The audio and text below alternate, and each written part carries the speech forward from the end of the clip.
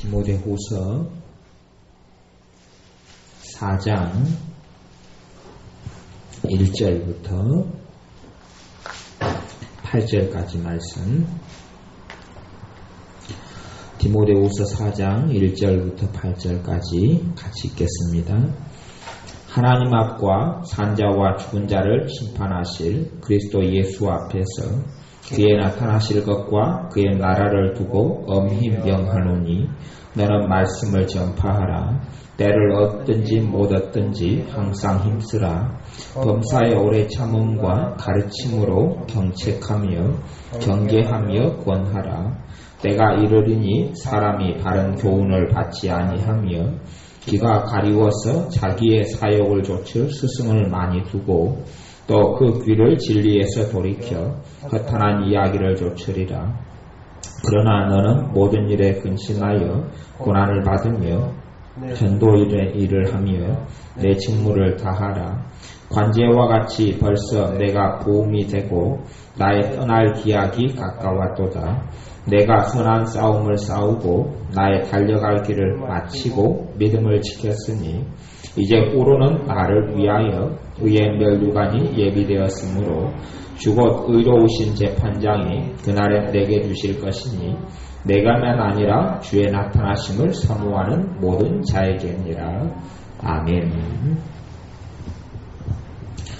디모데후서는 사도 바울이 그의 영적인 아들 또 그의 제자 그리고 모세의 후예자가 여호수아였던 것처럼 자신에 이어서 하나님의 사역과 교회의 사역을 감당할 사람 디모데에게 보낸 서신이 디모데후서고, 그리고 디모데후서는 특별히 사도 바울의 마지막 서신, 사도 바울이 순교로 죽기 몇 달 전에 쓰여졌던 성경이 디모데후서입니다. 그런 면에서 특별히 디모데후서 중에서 이 4장은 사도 바울이 마지막에 했던 자기의 사랑하는 아들, 영적인 아들 디모데에게 했던 유언 같은 말씀이 되고, 어떤 면에서 자신의 신앙에 대하여 또 디모데의 신앙을 위하여서 가장 중요하다고 생각되는 말씀을 전한 것이고, 또한 그것을 주님께서 기록하게 하신 겁니다. 4장 1절에 보면 하나님 앞과 산자와 죽은 자를 심판하실 그리스도 예수 앞에서 그의 나타나실 것과 그의 나라를 두고 엄히 명하노니, 엄히 명한다 그렇게 말씀합니다. 자기의 사랑하는 아들 디모데, 영적인 아들 디모데, 또한 교회의 목회자이자 사도의 반열에 서 있는 디모데에게 엄히 명한다라고 이야기하는 겁니다. 왜냐하면 자신이 하나님께 간 다음에 디모데가 이 하나님의 말씀과 하나님의 뜻을 저버릴까 걱정이 되었기 때문이기도 합니다. 그래서 엄히 명하는데 왜 그렇습니까? 주님께서 산자와 죽은 자를 심판하시기 때문에 그렇습니다. 엄히 명하는데 그 명령의 내용은 2절입니다. 너는 말씀을 전파하라. 엄정하게 명한다는 이야기입니다. 강력하게 강하게 명한다는 겁니다. 이렇게 명령하지 않아도 사도의 반열에 서 있는 디모데는 목회를 잘하고 있고, 또한 어릴 때부터 믿었던 그 신앙을 잘 유지하며 하나님의 말씀을 잘 증거하며 하나님의 목회 사역을 잘 감당하고 있었습니다. 그러나 사도 바울이 순교로 하나님께 가기 전에 엄히 명하는 것이 다시 필요했습니다. 너는 말씀을 전파하라. 때를 얻든지 못 얻든지 항상 힘쓰라. 말씀을 전파하라. 말씀 전파가 좀 어떤 의미인지, 말씀 전파는 성경에 전반적으로 이야기하면 하나님의 말씀 진리를 전하는 것이고, 두 번째 좀 더 적용적으로 이야기한다면 복음 전파도 포함될 수 있을지 모르겠습니다만은 복음 전파보다 훨씬 더 넓은 의미의 말씀을 이야기합니다. 말씀을 전파해서 주의 말씀을 통하여 영적인 사람들, 영적인 어린 사람들, 하나님의 자녀들을 먹이고 키우고 세우는 일부터 시작한 이 말씀을 전파하는 디모데의 사명에 대하여 이야기합니다. 항상 힘쓰라. 범사의 오래 참음과 가르침으로 경책하며 경계하며 권하라. 오래 참음과 가르침으로 경책하며 경계하며 권하라. 교회에는 어떤 사람의 생각에는 일방적인 어떤 사랑만 있고 관용만 있을 걸로 기대하고 생각하는 사람이 많습니다. 그러나 일반적인 그 사람이 어떻게 원하는 관용, 그 사람이 원하는 어떤 사람들이 생각하는 오냐오냐 하는 어떤 사랑, 너그러운 관대함, 이런 것들을 교회에서만 기대하는 사람이 많고 또는 주의 종에게서도 그런 것만 기대하는 사람이 많습니다. 그러나 그렇게 해서는 믿음의 사람은 일어나지 않습니다.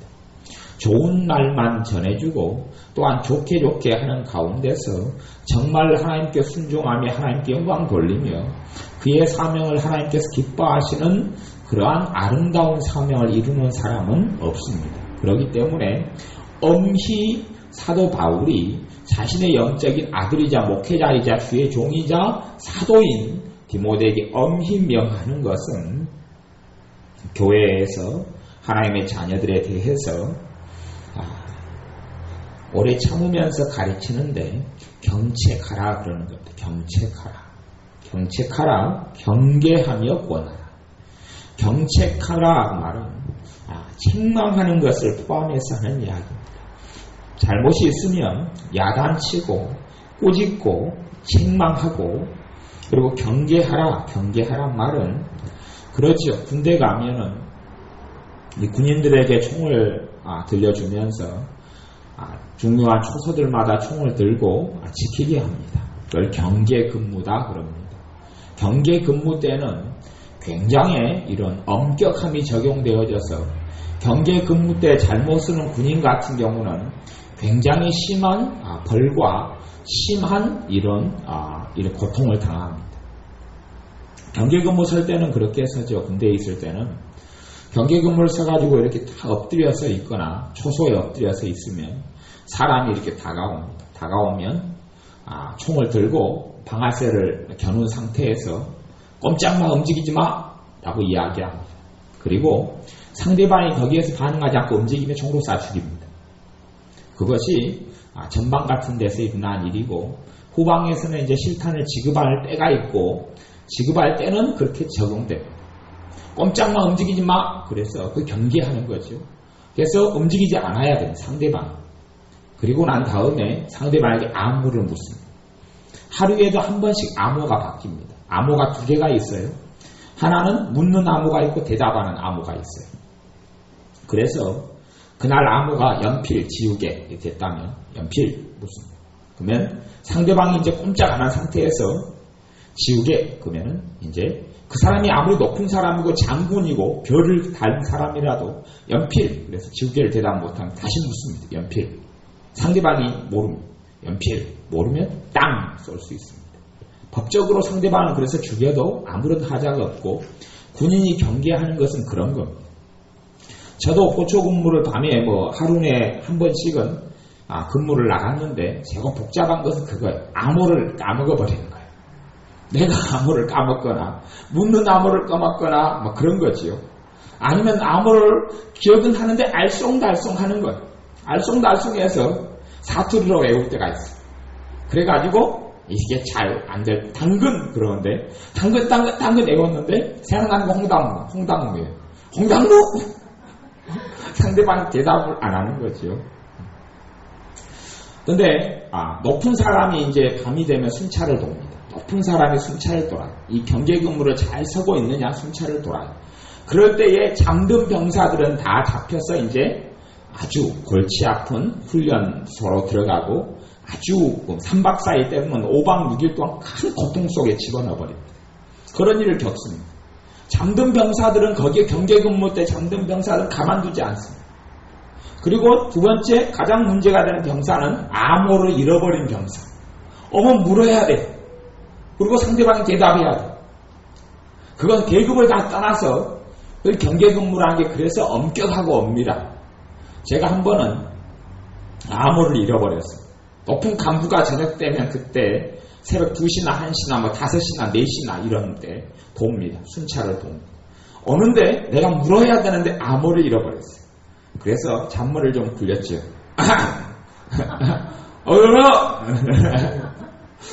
상대방은 거리가 머니까 저쪽에서 암호를 했다고 생각하죠. 저는 대항을 했죠. 아하! 너도? 상대방이 암호를 대답하더라. 생각이 났어요. 그리고 와서 어영부영 하는 것 같으니까 암호가 뭐였어? 물어보니까 예! 연필이었습니다. 그리고 상대방 대답을 들으니까 그 앞에 게 생각이 나는 거죠. 그렇게 해서 암호를 까먹을 때도 종종 있어서 큰 위기와 어려움들을 좀 많이 겪는데 그걸 잘 지나갔습니다. 근데 경계하라는 것은 그런 것을 이야기합니다. 경계하지 않으면, 그래서 이 경계 훈련은 공산당이 쳐들어왔을 때 총을 들고 경계하는 겁니다. 그리고 1년에 대한 몇 번씩 이제 비상훈련소에 돌입합니다. 비상에 돌입하면 완전 군장하고 총을 메고 실탄을 다 지급하고 군화를 신고 그리고 출동 준비를 합니다. 그러는 가운데 보초를 서면 이제는 북한 공산당의 책임을 맡은 특수부대 병사들이 있습니다. 그 병사가 부대를 침투합니다. 침투해서 폭파 딱지를 딱 붙여놓고 가면 이제는 우리가 져버린 겁니다. 그런 훈련이 1년에 몇 차례씩 있습니다. 그럼 공산당이 침투합니다. 공산당이 되는 병사가 침투를 해요. 몇 명이 침투를 해서 중요한 지점에 폭약으로 터뜨린다는 표시를 해놓고 가면 이제 우리가 지는 거고 그 부대는 점수 매기는 데서 굉장히 낙제 점수를 맞게 되고 그 부대는 전체적으로 아주 그냥 힘들고 고통스러운 이런 훈련 속에 들어가게 됩니다. 왜냐하면 거기에 속한 장교들이나 간부들이 아주 점수 평점을 낮게 맞아서 평점을 낮게 맞으면 승진도 안 되고 그리고 다시 더 깊은 훈련을 받아야 되니 여러 가지 골치 아픈 일이 생깁니다. 그러듯이 디모데에게도 경계하라고 또 경계를 지키라고 하나님의 자녀인 성도들에게 경계할 것을 가르쳐 주었어요. 경계를 지키라고 또 경책하라고 무조건 좋다 옳다 잘한다 괜찮다가 아니라 경책 야단치고 책망하고 잘못된 것을 바로잡고 그렇게 되지 않으면 주님께서 기뻐하시는 믿음의 사람이 되지 않기 때문에 그렇습니다. 그러니 경책하는 것을 하라고 그러는 겁니다. 그 다음에 경계하라. 엄격히 훈련시켜서 경계근무 설 수 있게 하고 적군을 막을 수 있게 하고 다른 사람을 보호할 수 있게 하고 그리고 좀 약한 것이 이제 어떤 면은 강도죠. 제일 앞에 경책은 제일 센 거고 그다음 경계, 그다음 권하는 건 권면하는 거죠. 이렇게 하는 게 좋지 않겠습니까? 이런 세 가지 것을 목회자에게 이런 것을 가르침으로 경책하며 경계하며 권하라. 가르치자는 이야기죠. 그렇게 해서 디모데에게 이렇게 교회 목회를 하고 주님의 일을 하라. 그렇게 사도 바울이 마지막 유언으로서 디모데에게 남기는 겁니다.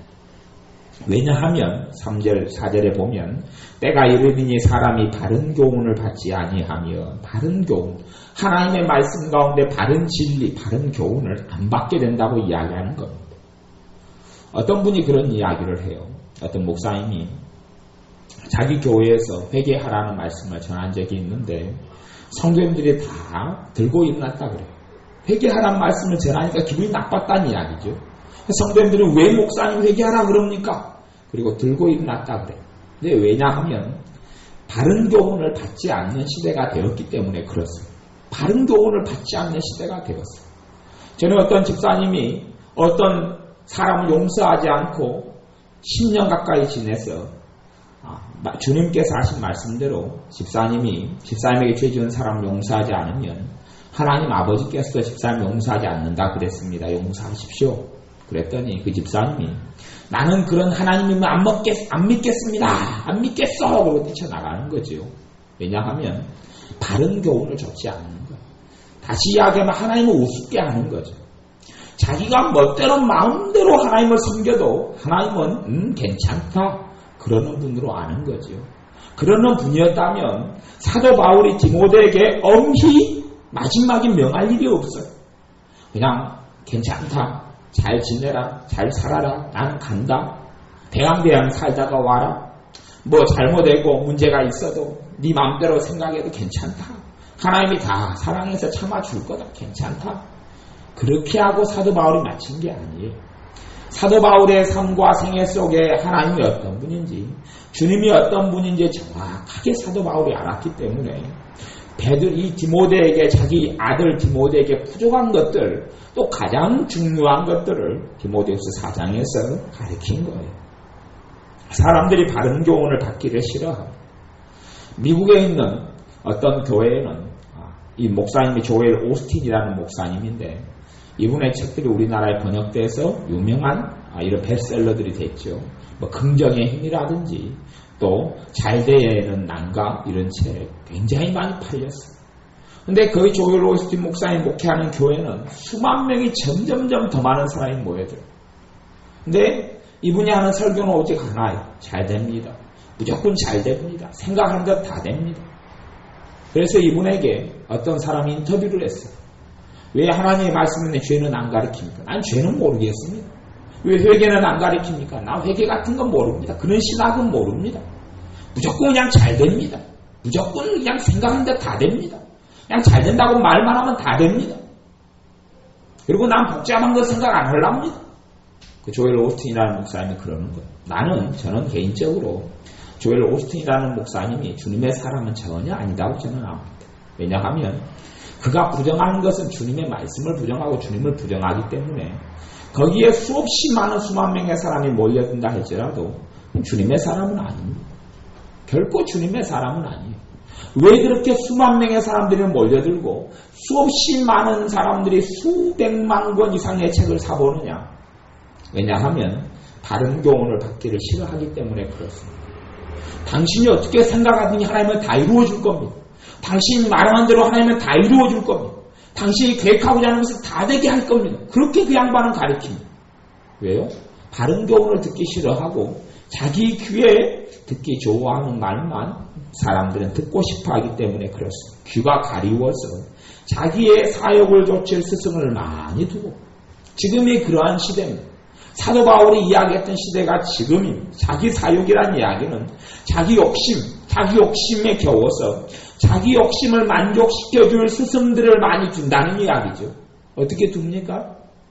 저는 기독교 방송 가운데 정말 내게 내 마음에 드는 이야기를 해주는 설교자들, 목사님의 설교를 찾아서 듣습니다. 자기 마음을 즐겁게 해주고 자기 욕심을 즐겁게 해줄 사람, 그런 설교를 듣고, 두 번째는 많은 신앙서적 가운데에서 자기에게 바른 진리를 바르게 하나님을 알려주는 신앙서적이 아니라 긍정의 힘이라든지 잘되는 나라든지 적극적인 사고방식이라든지 자기에게 마음에 맞는 책들을 고르고 자기에게 마음에 맞는 신앙서적이라 일컫는 것을 골라서, 그리고 그 사람을 스승으로 삼고 그 길을 걸어가는 것. 주님을 스승으로 삼는 게 아니라 어떤 극단적인 것, 하나님의 말씀에 대해서 좌우나 우르나 치우치지 않는 바른 것이 아니라 자기가 듣고 싶은 이야기를 전달해주는 책을 보고 그 책의 저자를 자기의 스승으로 삼고 따라가는 것. 그렇게 되기 때문에 4절에 보면 그 귀를 진리에서 돌이켜 허탄한 이야기를 조추리라. 진리에서 돌이켜버리는 것. 그러니까 요즘에 유행하는 설교는 이 설교 가운데 유머를 섞는 설교를 굉장히 유행시킵니다. 그래서 설교 가운데 웃기는 이야기를 많은 목사님들이 하려고 그럽니다. 근데 그것이 뭐냐 하면 허탄한 이야기를 줬는 거죠. 진리에서 돌이켜서 허탄한 이야기, 허무한 이야기, 잠깐 마음은 즐겁게 하지만 허탄한 이야기, 허무한 이야기를 사람들이 줬고, 그런 것을 들려주는 사람들에게 많은 사람들이 모여듭니다. 왜냐하면 지금이 그러한 때이기 때문에 그렇습니다. 정확하게 하나님 말씀의 바른 말씀들을 듣기를 싫어하고 자신이 원하는 것만 받아들이는 거죠. 그렇게 사람들이 삶을 살아나가는 겁니다. 그러한 시대에서 5절에 보면 디모데에게 그러나 아무리 세상이 다 그럴지라도 너는 그렇게 하면 안 된다. 주의 종이고 목회자이고 하나님의 사람인 걸 떠나서 하나님의 백성으로서, 하나님의 자녀의 한 사람으로서, 주님을 믿는 제자 한 사람으로서라도 너는 그러면 안 된다. 그러나 너는 모든 일에 근신하라는 것. 모든 일에 근신하라는 이야기는 깨어있으라는 것을 이야기합니다. 믿음에 있어서 주님을 섬김에 있어서, 기도 생활에 있어서, 주님을 사랑함에 있어서 주님 앞에 근신하여 깨어 있으라는 이야기입니다. 근신하여 고난을 받으며, 고난을 받으라는 이야기. 무슨 고난이요? 주님을 위한 고난을 이야기합니다. 주님을 위하여 고난을 피하지 말고 주님을 위하여 고난을 받으라는 겁니다. 어떤 사람들은 자기가 하고 싶은 것만 하고 하기 싫은 건 안 합니다. 그러나 사실은 주님께서 원하시는 많은 일들은 하기 싫은 일들 속에 주님께서 내게 원하는 일들이 꽤 많이 있습니다. 꽤 많이 있다기보다 훨씬 많이 있습니다. 내가 하고 싶은 일들 가운데 주님께서 원하는 일도 있지만 내가 하기 싫은 일들 가운데 주님께서 원하신 일도 꽤 많이 있습니다. 근데 우리가 내가 하고 싶은 일들만 하고 하기 싫은 일들은 안 하면 사실은 나는 주님과 어그러진 길 속에 걸어갈 때가 무척이나 많습니다. 그래서 고난을 받으라 이렇게 말하는 것은 주님을 위한 고난. 내가 하고 싶은 것만 하는데 왜 고난이 있습니까? 그건 고난이 아니지요. 주님께서 내가 하기 싫은 것으로 인도하시는데 내가 하기 싫은 걸 주님을 위하여 그게 십자가고 주님을 위한 고난이고 그래서 고난을 받는 것을 이야기합니다. 고난을 받으며 전도인의 일을 하며 내 직무를 다하라. 전도인의 일, 전도하는 사람, 복음을 전하는 사람. 이 디모데에게는 사명 가운데 하나가 복음 전파의 사명이 있습니다. 근데 모든 믿는 사람은 다 복음 전파, 예수님을 전하는 사명이 있습니다. 그 중에서 특별한 사람들에게는 또 전도인의 사명이 있는 사람이 있습니다. 그런 일을 디모데에게 전도인의 사명이 있었습니다. 디모데에게 전도인의 일을 하며 내 직무를 다하라 그러는 겁니다. 이 직무가 뭡니까? 목회자로서 주의 종으로서 하는 직무를 다하라 이렇게 말씀하고 그 직무는 더 엄정한 의미에서 이야기한다면 하나님께서 주시는 사명을 잘 감당해라 그런 이야기를 하는 겁니다. 6절에는 이제 사도 바울의 지나왔던 삶을 회상하면서 관제와 같이 벌써 내가 부음이 되고 나의 떠날 기약이 가까웠도다. 관제는 하나님께서는 제사 가운데 부어드리는 제사를 관제라 그럽니다. 부어드리는 것. 하나님께 포도주로 제사를 드릴 때는 포도주를 제단에서 붓습니다. 쏟아붓습니다. 이거 관제라 그럽니다. 쏟아부으면 이제 끝나는 거죠. 한번 쏟아부으면 끝나는 것처럼 사도 바울의 삶이 이제는 관제와 같이 부어졌다. 부어버렸어요. 이제 끝날 때가 되어버렸다는 얘기가 끝났어요. 나의 떠날 기약이 가까웠도다. 사도 바울은 몇 달 뒤에 있는 자기의 죽음을 압니다. 왜냐하면 디모데후서는 이 네로 황제에게 잡혀서 죽기 전에 감옥 속에서 기록하고 보낸 것이 디모데후서이기 때문에 네로 황제가 언제 자기를 처형하고 순교시킬지 모릅니다. 그런데 그것이 조만간 있을 줄을 사도 바울이 알기 때문에 나의 떠날 기약이 가까웠다. 이 육신의 몸을 떠나서 하나님 나라에 갈 것이 가까웠다는 것을 알고 7절에 내가 선한 싸움을 싸우고 나의 달려갈 길을 마치고 믿음을 지켰다. 그렇게 고백합니다. 디모데인 너도 내 아들 된 너도 나와 같이 해야 한다. 선한 싸움을 싸워야 한다. 선한 싸움은 믿음의 선한 싸움을 이야기합니다. 선한 싸움은 주님을 위해서 싸우는 싸움을 이야기합니다. 선한 싸움은 하나님을 영광스럽게 하기 위하여 내가 싸우는 싸움을 이야기합니다. 그러한 싸움을 사도 바울은 싸웠다 그럽니다. 믿는 사람에게는 쉼도 있고 안식도 있지만 전쟁도 있습니다. 그 두 가지가 같이 있습니다.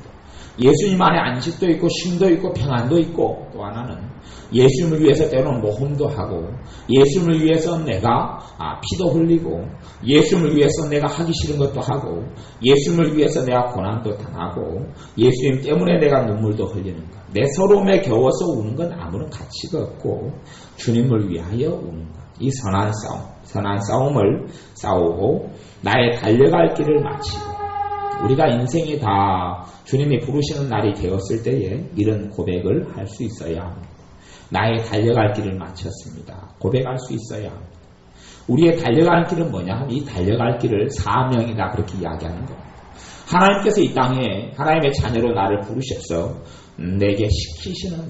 내가 주님을 위하여 해야 될 내 사명, 내 고유한 독특한 내 사명. 이 사명에 대해서 사도 바울의 인생이 마칠 때에 되어서 나의 달려갈 길을 마쳤다. 내가 사명을 이루었습니다. 주님께서 내게 하라고 하신 사명을 내가 이루었습니다. 라고 고백할 수 있었습니다. 우리도 주님께서 우리에게 85세 부르신다면 85이 되었을 때에 하나님께서 내게 주신 달려갈 길을 내가 다 마쳤습니다. 그렇게 해야 합니다. 그렇게 하지 않으면 우리의 삶이 때로는 슬픔으로 때로는 후회로 가득 차게 될 수도 있습니다. 내가 하고자, 내가 살고자, 내가 먹고 살고자 아둥바둥하고 살아가는 것은 당연히 나의 달려갈 길하고는 상관이 없습니다. 내가 주님께서 내게 주신 사명이 무엇인 줄 알고 주님께서 내게 주신 달려갈 길 사명을 마치는 사람이 되어야 합니다. 주님께서 얼마나 자주 비유를 통하여서 5달란트, 2달란트, 1달란트, 10문화 비유 중에서는 한문화 이렇게 자주 비유로 말씀하시면서 어떤 사람에게는 착하고 충성된 종아, 너가 작은 일에 충성하였으니 내가 큰 것으로 맡겨주리라. 또 1달란트 받은 사람이나 한문화 가운데 땅속에 묻어둔 사람, 주여 당신의 것이 여기 있나이다 라고 한문화 1달란트로 돌려주었던 사람에게는 그 사람을 쫓겨났고 너가 슬피 울며 이를 갈미 있으리라 하는 주님의 심판대 앞에 서서 엄정한 심판을 받았습니다. 우리가 달려갈 길을 마치지 않는 사람, 달려갈 길을 가지도 않는 사람은 엄정한 심판이 임합니다. 그건 주님께서 비유로 자주 반복했던 이야기입니다.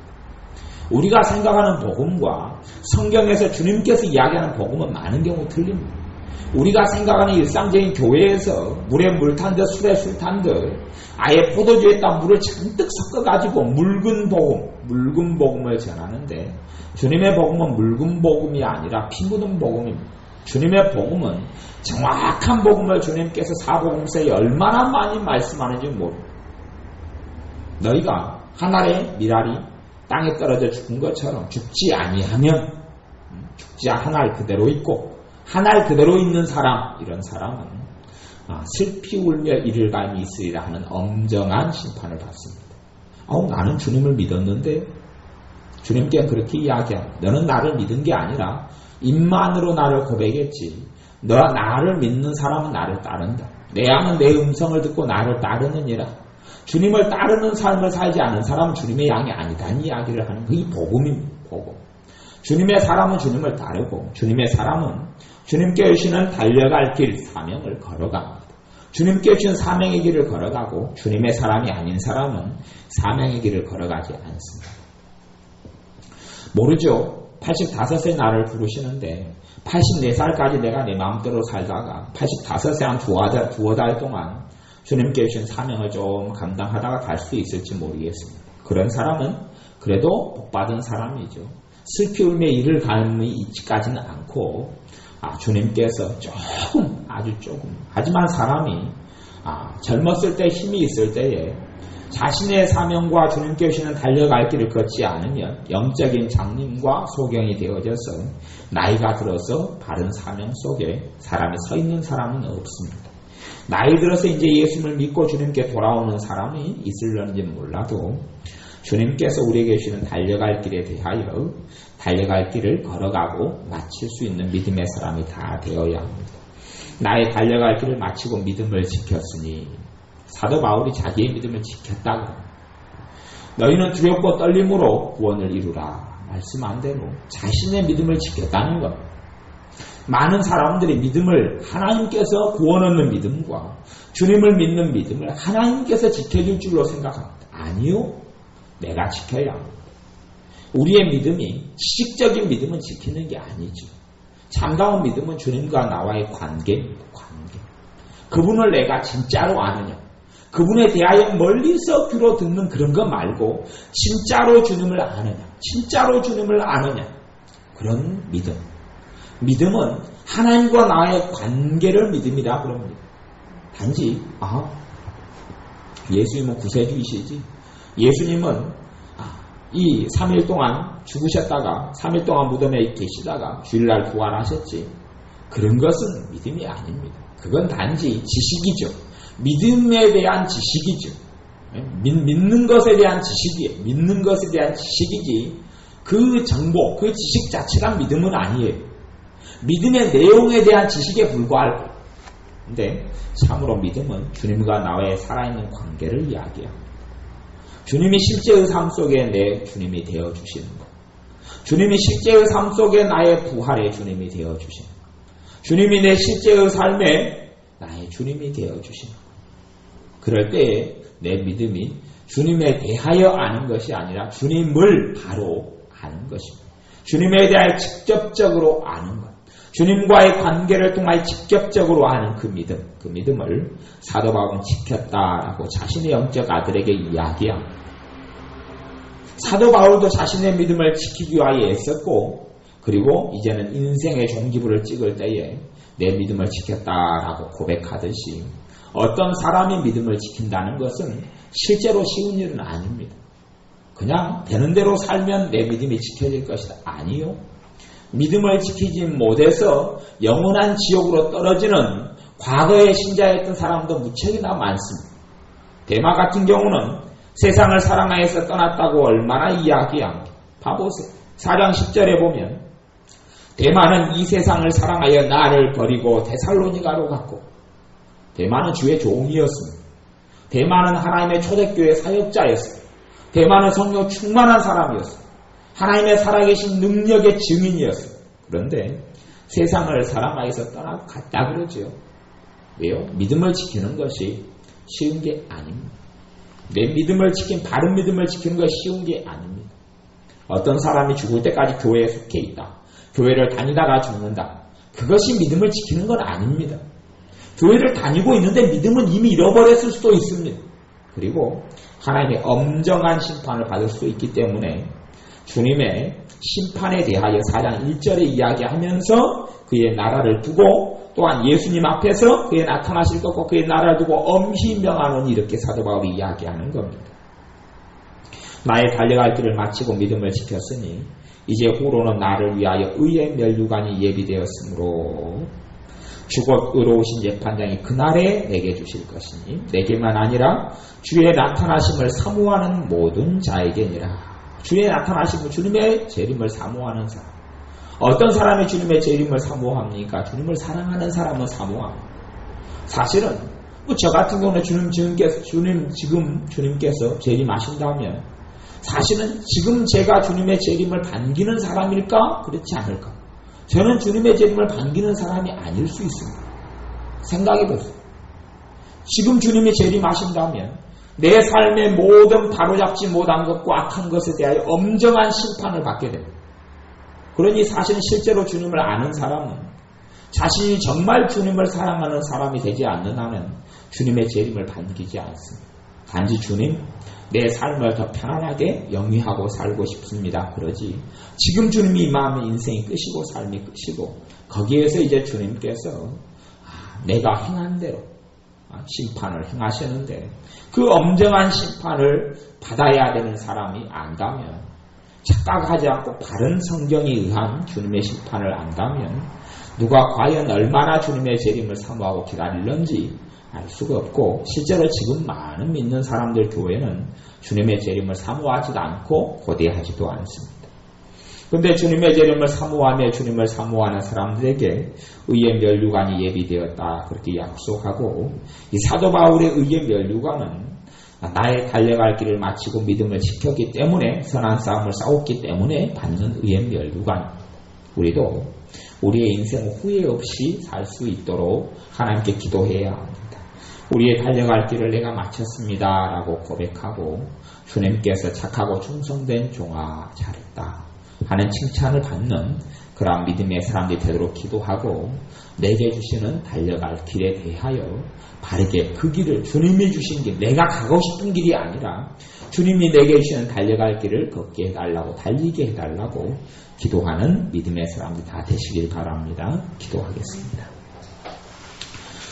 아버지 하나님, 사도 바울처럼 믿음의 선한 싸움을 싸우고 나의 달려갈 길을 마치고 믿음을 지켰습니다 라고 주님 앞에서 고백할 수 있는 후회하지 않는 우리의 인생이 되게 축복하여 주옵소서.